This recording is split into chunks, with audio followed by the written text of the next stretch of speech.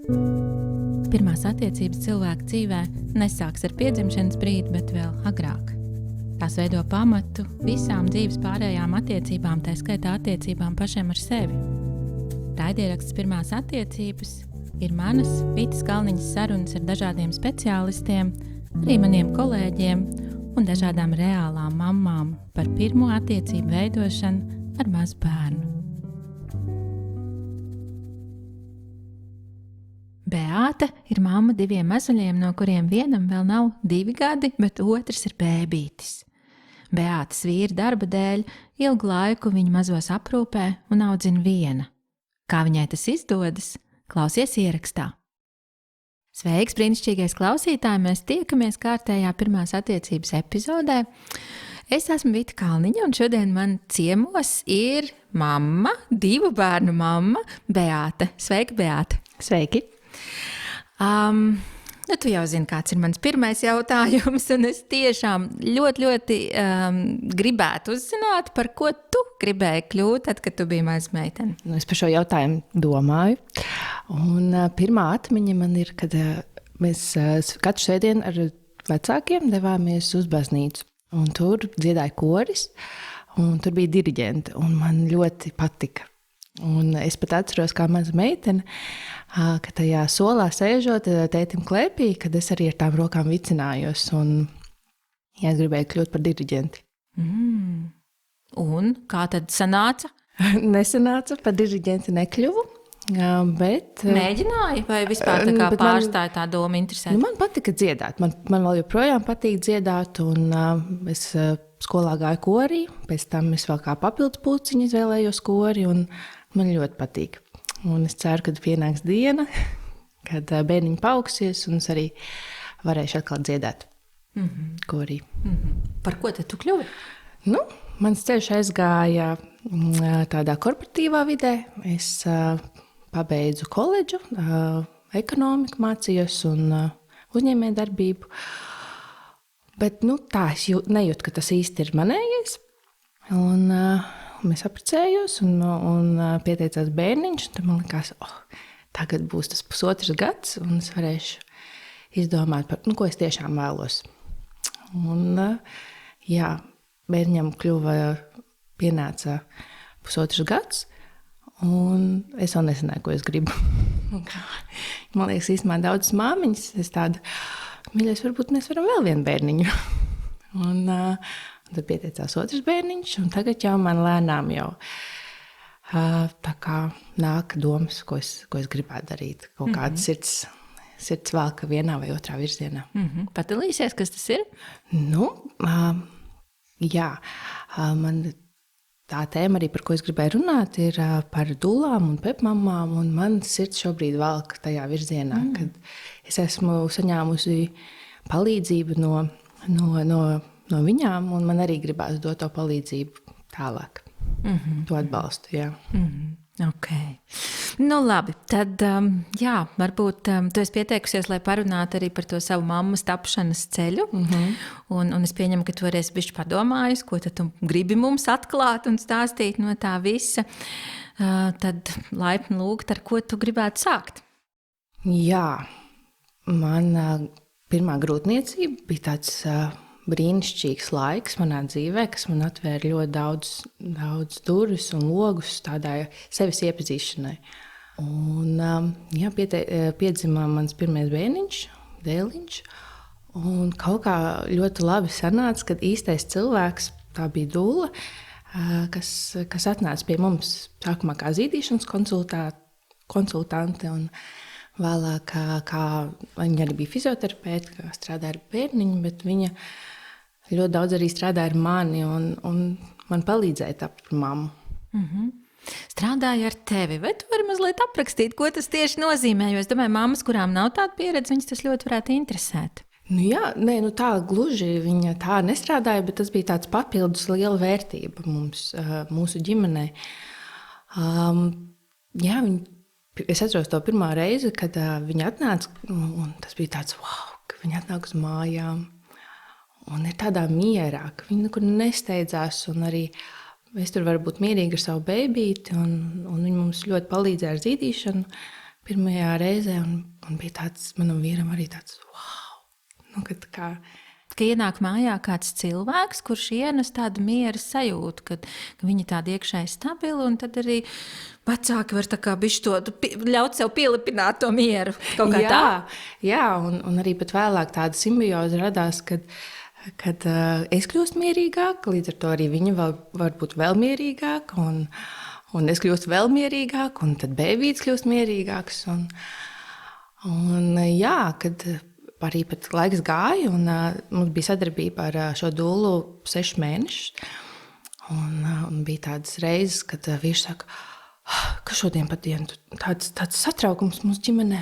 Es saku, pirmdien, nu tad rītā nāks, tad bērniņš labi gulēs, tad arī tu būsi mierīgāk. Un, jā. Tad tas bija tikšanās reizi nedēļā? Jā, viņi reizi nedēļā brauca, un pirmo 6 mēnešus, un tas bija riktīgi forši. Un būtībā tāda ilgstoša attiecību veidošana, tādas attiecības ar kādu cilvēku, ko var paļauties, ka viņš te būs un viņš ienesīs to savu klātbūtni un mieru un atbalstu un informāciju droši vien arī. Jā, es jau īstenībā arī pie tāda servisa un tādām sarunām es pat nebiju pieradusi, un mums pat pagāja, man liekas, kāds mēnesis vai pat 2, kad es varēju atvērties. Un viena no tādām vērtīgākajām sarunām, kas man ļoti palīdzēja, bija arī par savu ķermeni pieņemšanu un arī par to intīmo dzīvi atkal ar vīru, kad ir savādāk, bet tas ir foršāk. Man liekas tāds, wow! Un es tā domāju, bet jā, kad šo es nebūtu runājis ne ar māmu savu vai ar kādām draudzenēm, bet viņi tāds cilvēks no malas. Jā. Jā, es domāju, arī diezgan svarīgi, ka tas cilvēks spēja pats to tēmu iznest un saturēt, jo nevienmēr jau arī tās draudzenes vai mammas ir tāda, jūt ērti vispār ar to tēmu kaut kā. Ja profesionāls to spēja, tad tas noteikti ir ļoti liels iegūms. Izklausās, ka tev tā bija. Jā, ļoti, jo es īstenībā biju ļoti trauksmaina, un man tā ģimenes situācija ir tāda, ka vīrs ir ļoti prom komandējumos. Ļoti tas ir, cik apmēram ieskicē mums, lai mēs iztēlojamies. Tad 3 nedēļas viņš ir prom darbā un 3 nedēļas mājās. Un tad tas laiks man bija ļoti trauksmains, kas bija viena ar to bēbīti, un arī nezinu, vai aicināt ciemos vai kādu vai nē, vai tā, un es zināju, kad viņi atbrauks. Un tad es varēju arī, kad jau mums bija tāds tuvāks kontakts, arī varēju pastāstīt, kā man tiešām iet. Tā vienreiz bija tāda, kad viņi atnāk un mēs apsēžamies, un tas bēbītis tur ir, un viņi saka, kā tev iet? Un man tas bija tik dziļš, tas jautājums vienkārši izplūda asarās, un tas bija tik jauki. Zin kā, es domāju, es atkal drusku piekomentēšu, ka tas jautājums jau droši vien, ko uzdod arī citi cilvēki, bet tā atšķirība ir tā, ka šis cilvēks tiešām gaidīja un bija gatavs dzirdēt arī tavu atbildi un dzirdēt jebkādu atbildi un izturēt viņu un pieņemt viņu. Ja? Tā ir tā atšķirība, man liekas, no tādiem profesionāļiem, jo reizēm, ja tā vienkārši draudzene pajautā, nevienmēr ar tu tā izplūst visticamāk, vai ne tajā, ka tie jautājumi jau varbūt vārdi ir tie paši, bet tā attieksme, tā spēja to saturēt. Jā, jo citreiz draudzene pati grib, tagad, kad mēs kā māmiņas jaunās satiekamies, katrai ir tā savu pieredzi, tā sāp, ko grib padalīties. Un tāds, jā, tev ir tā, bet man šobrīd ir tā. Jā, gribās arī, vai ne? Un jā, tas profesionāls atšķiras ar to, ka viņš par sevi nestāsta, viņš tiešām klausās un viņu interesē. Jā, tātad tāds dziļums tajās attiecībās bija iespējams. Jā, un es otrais kļuvu stāvoklī ar savu otro bērniņu, un tad es jūtu, ka man ļoti grūti iet ar to, ka man nav tāds fails. Es zinu, ka esmu stāvoklī, ka mums būs otrs bērniņš, bet kā kļūt otrais mammai, ja es jau esmu mamma? Un man ļoti grūti gāja ar to failu galvā viņu vispār izveidot. Jā, kā tas ir būt otrais mammai. Un tad es domāju, ka dula vairs nav tas īstais cilvēks. Kāpēc? Interesanti. Jo man likās, ka mums ir vienkārši par daudz emocijas. Visur ģimenē ļoti daudz emocijas, un ka man ļoti interesēja, kā palīdzēt, kā kā izbraukt cauri ar to manu divgadnieku. Tajā laikā viņam bija 1 un 9. Ko darīt ar viņa spilgtajām emocijām un manām emocijām, un kas ir pareizi un kas ne šajā situācijā.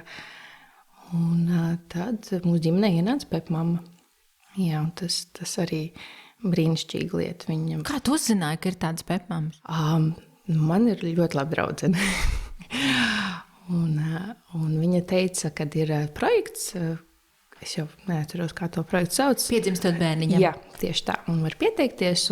Viņš joprojām ir un joprojām var pieteikties. Jā, brīnišķīgi. Es iesaku visiem. Tas nozīmē, ka šī palīdzība bez maksas noteikti skaits.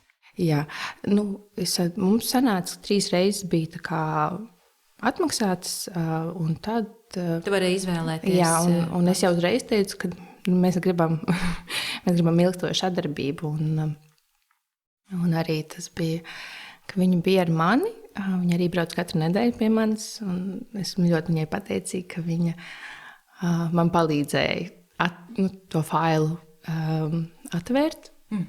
Kā tas ir būt otro reizi mammai? To? Jā, to failu atvērt, un tad, kad viņš atvērās, tad tas bija pa īstam, no tā līdz kaulam. Reiz nedēļā arī jūs tikāties. Jā. Man ļoti palīdzēja, jo ar to gulēšanas jautājumu. Jo es zināju, kura gulēšana? Tavu? Visu ģimenes gulēšana. Ģimenes gulēšanas jautājumu, jo, kā jau vīrs man ir daudz prom, un es zināju, ka es nevaru nodrošināt to, ka man kāds vēl pieaugušais būs ar mani nakts laikā un vispār palīdzēs abiem bērniņiem aizmigt.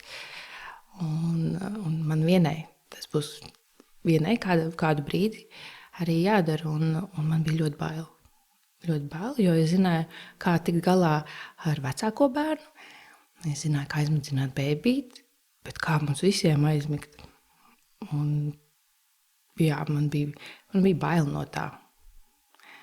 Un arī pepmamma, viņa...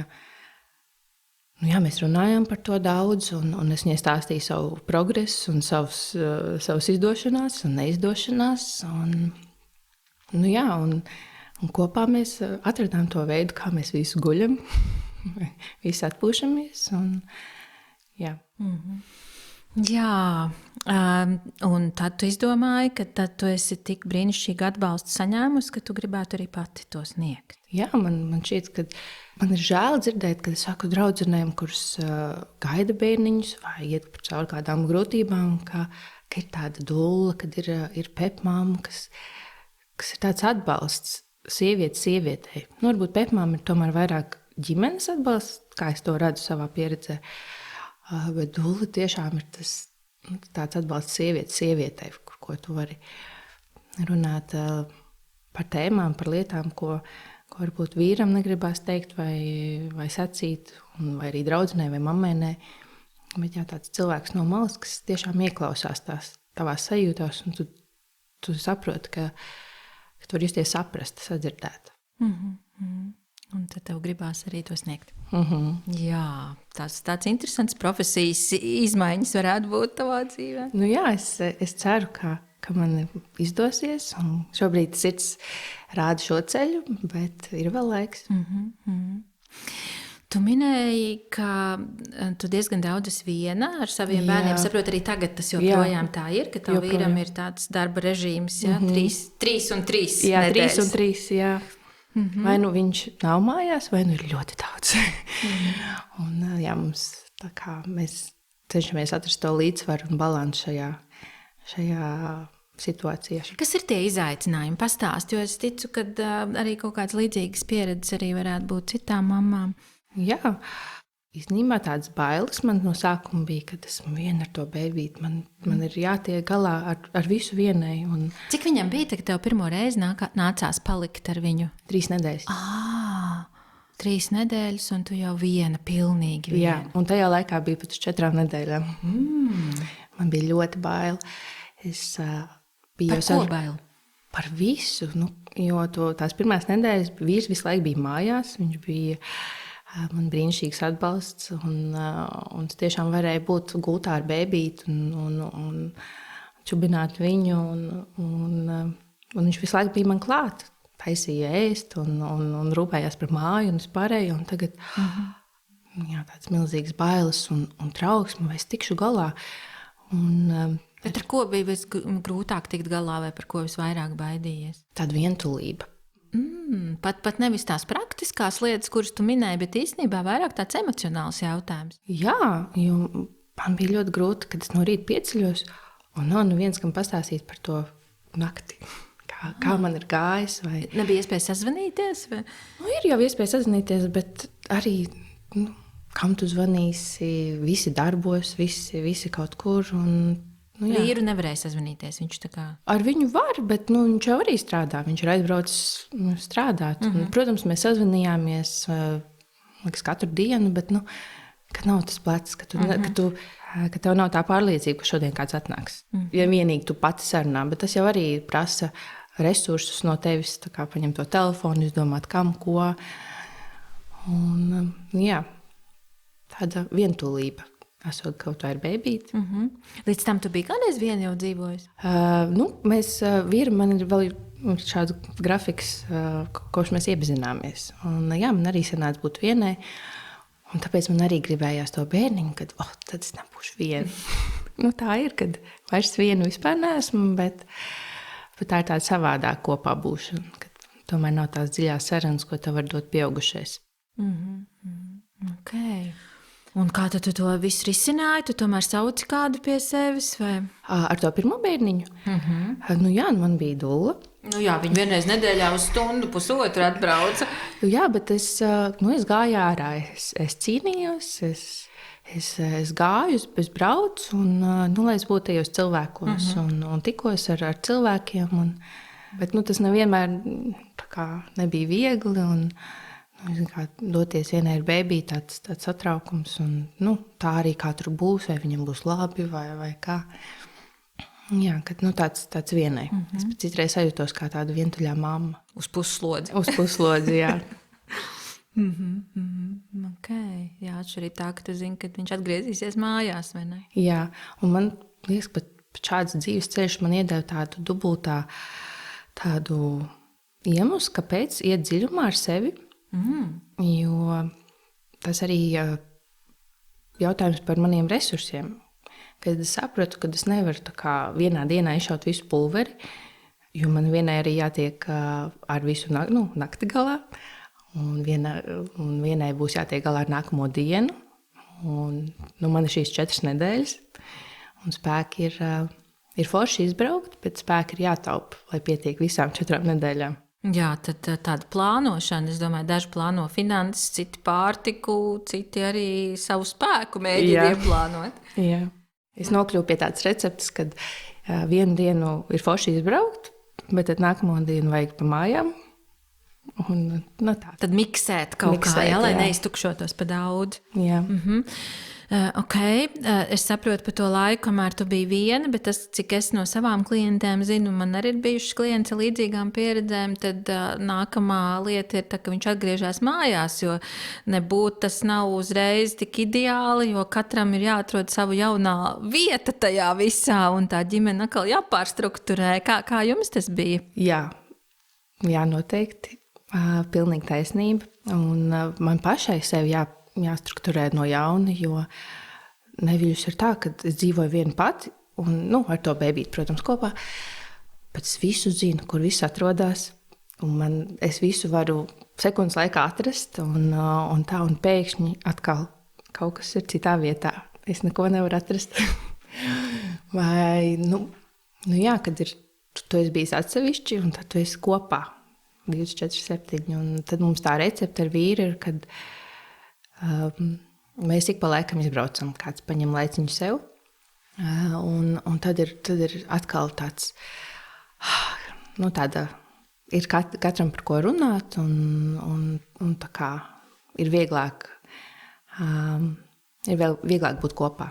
Jā, bet tas, ko esmu pamanījis, ka šobrīd ir tās 3 nedēļas, kad pirmā nedēļa ir tāds rozā brīļu laiks, mēs ar vīru to saucam, ka vīram tā patīk bērni, un viņš tāds, sieviņi brauc, es palikšu pie bērniņiem, un pasties, cik viņi ir forši, mēs visi izbaudām laiku kopā, un pat nevajag neko īpaši darīt, un visiem ir labi.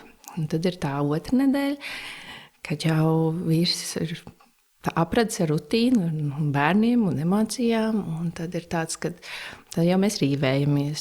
Tad vajag vairāk vīram izbraukt. Es tā jūtu no mājas, vai arī es paņemu bērnus un kaut kur aizbraucam.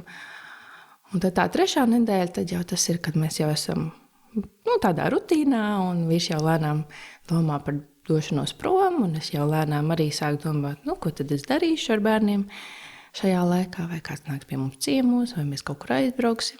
Jā. Un tad jau atkal viss no sākuma. Jā, bet atkal tā pirmā nedēļa, kad vīrs aizbrauc, tad ir tāds, tad ir tas viss, ko esmu saplānojusi. Un tad ir tāds, man vairāk laiks ir vienai, jo tas, ko es arī saprotu, ka tad, kad vīrs ir mājās, man ir mazāk laiks sev. Jo bērni aiziet gulēt, un tad ir laiks ar vīru. Un manis paliek ļoti maz. Tad īstenībā tu esi cilvēks, kurai diezgan arī vajag tādu tiešām vienatni un būt pašai ar sevi. Jā, un tad es nolieku bērnus gulēt, un tad ir mans laiks. Un tad, tā kā nevienam citam manis vairs nevajag. Es varu savu krātuvīti piepildīt kādos veidos. Un ko tad tu dari? Es skatos televizoru. Es vienkārši mēģinu kaut ko vieglu, kaut ko pozitīvu sevi ielikt, un, protams, duša. Un tāds rūpes par sevi, tāds arī fizisks. Tas, kas man palīdz izdzīvot šo laiku prom, un arī tad, kad ir vīrs mājās, ir baseins. Jo tas tā visas manas vajadzības apmierina. Gan fizisko, braucot uz baseinu, klausos tavus raidierakstus vai kaut ko citu. Un tad es esmu baseinā, es izpeldu ārā visu, kas ir sakrājies. Un tad ir siltā pirtiņā, tad tas ir tāds, manam ķermenim prieks. Un tad es vēl kafejnīcā ieeju. Tad esmu laimīga mamma. Es atbraucu mājās, un man ir mani mīļie bērniņi. Tu kādreiz arī dusmojies? Jā. Tiešām, jo šobrīd tu tā stāsti, domāju, vai šitā mamma kādreiz ir arī dusmīga? Jā, bet vairāk es dusmojos uz sevi. Kāpēc? Par tām robežām. Jā, jo, kad es nenospraužu tās robežas arī bērniem par sevi, man vecākais bērniņš ļoti taktīls. Viņam ļoti svarīgi ir pieskārieni, bet citreiz jau tie pieskārieni tik daudz, ka man viņi paliek nepatīkami. Un kad laicīgi teikt, ka stop, man tas nepatīk. Tā jau liekas no malas, kas viņš tev glaudu seju vai kā, bet tad jau liekas vienā brīdī jau tai seja sāp, kad pa daudz pieskarās. Tad tu nedusmojies uz viņu par to, bet dusmojies uz sevi, ka tu laicīgi nepateici stop. Jā, tās robežas. Jā, dusmas mums ir ļoti daudz. Visā, jo mums mājās tagad šobrīd ir 2-gadnieks. Un bēbīts. Un bēbīts. Bet bēbīts ir brīnišķīgs. Un 2-gadnieks arī brīnišķīgs. Bet viņam ir visa emocija buķete. Mēs izbaudām katru brīdi. Jā, tev bērniem ir tā mazā starpība, tie 2 zem 2, man liekas, ietilpst tajā kategorijā. Tagad tāds moderns teiciens, es esmu dzirdējis. Kā tas ir priekš tevis, tie 2 zem 2? Izaicinoši. Vai ne? Nekas jauns nebūs, droši vien nebūs tā, ka baigi easy.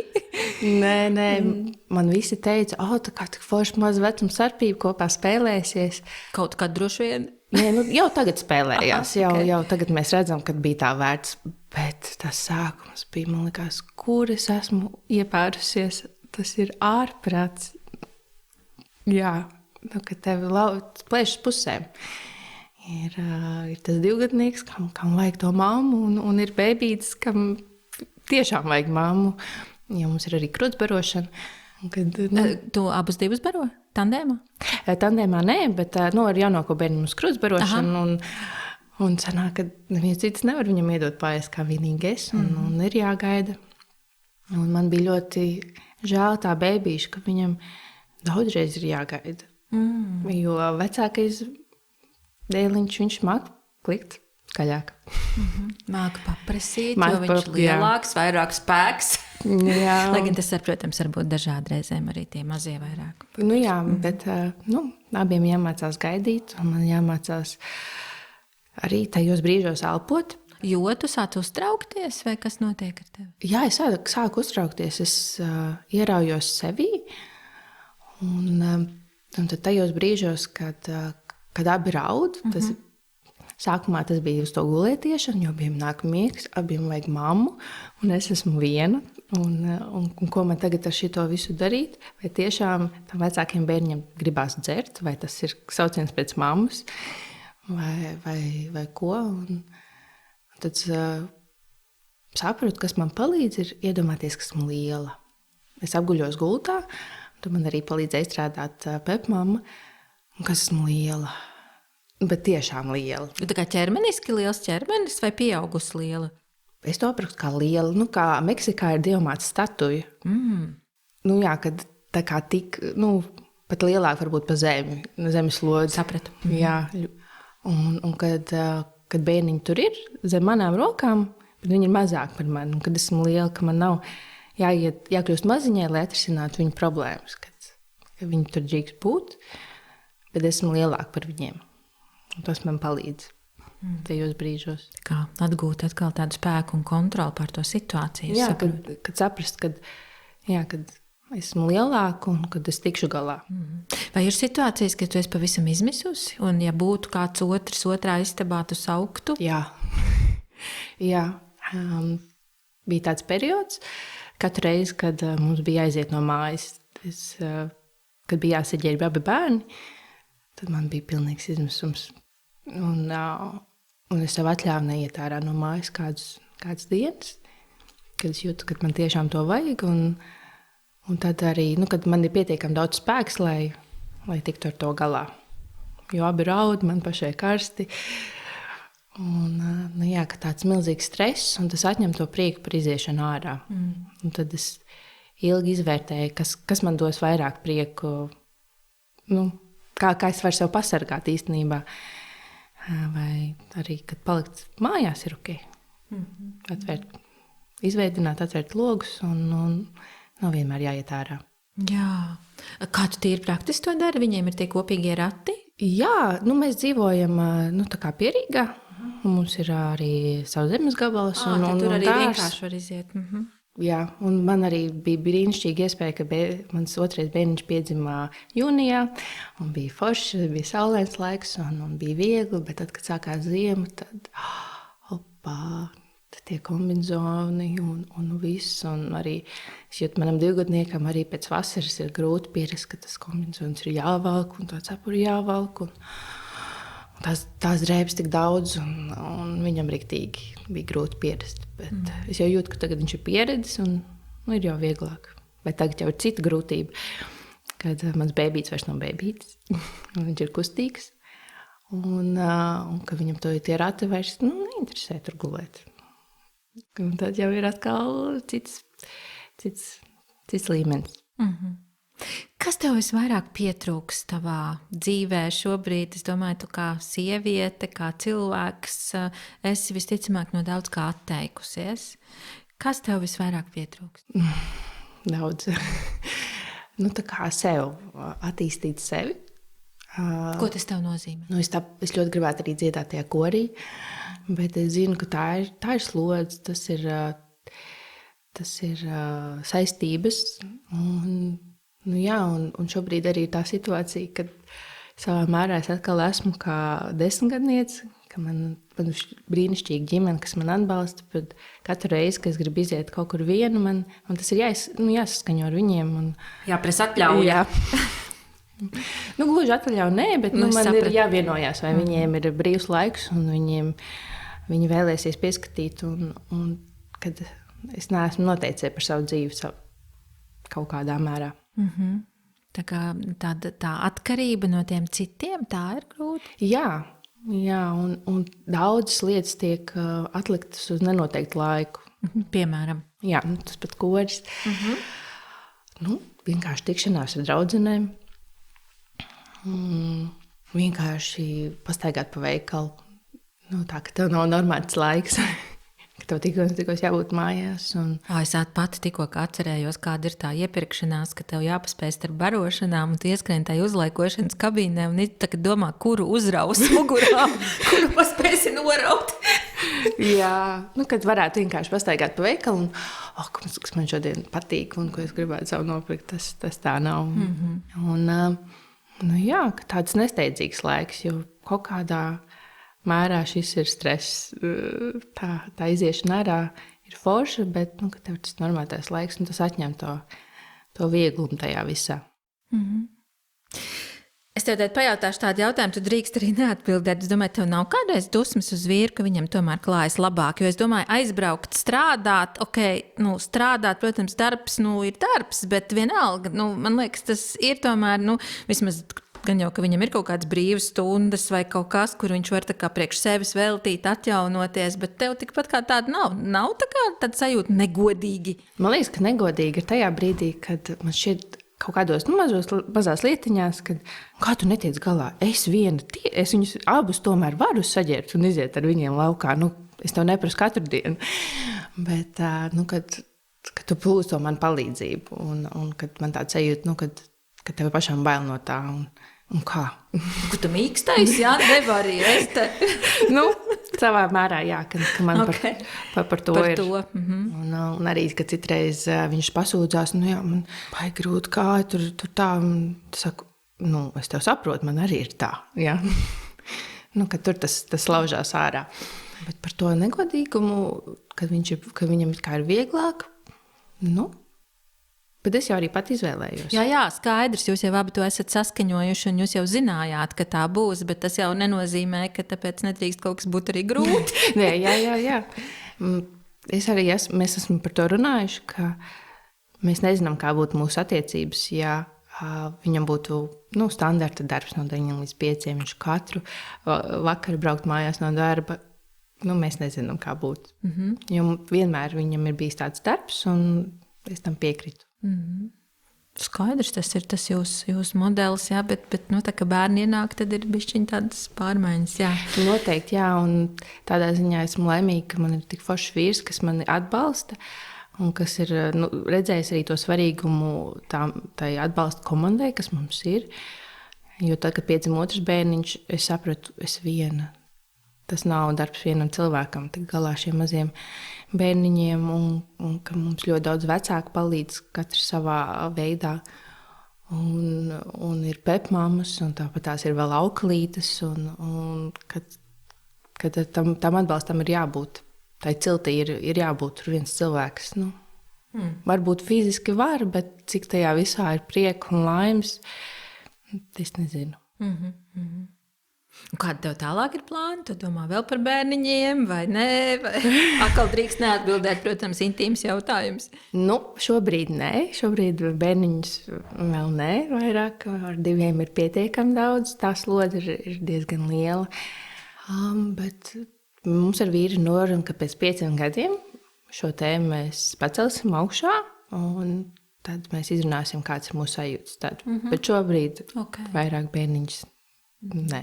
Un man palika 30 gadi nesen, un tas bija tāds arī pārdomu brīdis, un es domāju, man viss ir. Man 2 brīnišķīgi bērniņi, un brīnišķīga ģimene, un viss ir labi, un gribētos to karjeru arī. Un tas arī ir tā kā palicis uz pauzes, tā viena lieta, kad sevi tajā jomā attīstīt un pierādīt sevi. Jā. Tad tas ir tavā dzīvē tagad nākamais punkts. Jā, nākamais punkts maniem nākamajiem 30. Kad attīstīt to, un man arī gribēs sev pierādīt. Jā, rekā tā saruna paskrēja gandrīz vai nemanot, vai tev ir kaut kāds vēlējums citām mammām, kurām, nezinu, arī ir 2 vai kurām arī ir vienām jātiek ar daudz ko galā, vai tev ir kaut kas, ko tu gribētu viņām novēlēt? Jā, meklēt to atbalstu un meklēt savu cilvēku. Un bija tik brīnišķīga pieredze ar dullām un pepmām, kā uzticēties tam. Tas, protams, ir maksas jautājums, un mēs saviem bērniņiem uz daudz ko ietaupījām, lai varētu atļauties arī šo pakalpojumu, bet tas ir to vērts. Tas tiešām padara to grūtumu vieglāku, ka tu esi dzirdējis, ka tavs teiktais tiek uzklausīts. Okay, jauks novēlējums. Paldies tev. Un tad pēdējais jautājums. Tev ir maz laika lasīt, skatīties kaut ko. Es dzirdēju, tu skaties vismaz kaut ko. Jā. Vai tad tu esi kaut ko, izlasījis vai redzējusi, kaut kas tev ir paticis, ko tu labprāt ieteiktu arī mūsu klausītājiem? Par šo jautājumu es baidījos, jo sapratu, ka man īsti nav bijis iespējas, ka arī šis ir uz pauzes. Aha, varbūt tu esi kaut kādu, podkāstu dzirdējis, varbūt citu kādu podkāstu arī drīkst ieteikt. Jā, mans mīļākais bez tava raidījuma ir cilvēku jauda. Man tas ļoti patīk, arī ļoti interesanti dzirdēt un klausīties, kā citiem cilvēkiem iet un kā pacelt to savu jaudu, jo tas arī šobrīd ir aktuāli arī manā dzīvē. Jā. Forši. Liels paldies tev, un lai tev daudz prieks ar saviem bērniņiem, un lai tev izdodas to balansu noturēt arī savās partnerattiecībās un atrast atkal beigās to savu karjeru. Jā, paldies. Ja, paldies. Es ceru, ka tu dzirdēji.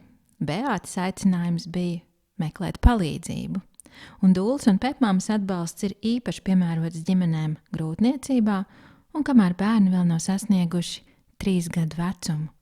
Vairāk par to, kā var palīdzēt Dūles un Pepmāmas, tu vari izlasīt arī manā grāmatā Pirmās attiecības cilvēka dzīvē. Bet mēs ar tevi tiekamies atkal pēc 2 nedēļām. Ja tev patīk tas, ko mēs darām, un tu vēlies pateikt mums paldies, uzsauc mums kafiju. Kā to izdarīt, var izlasīt raidierakstu piezīmēs.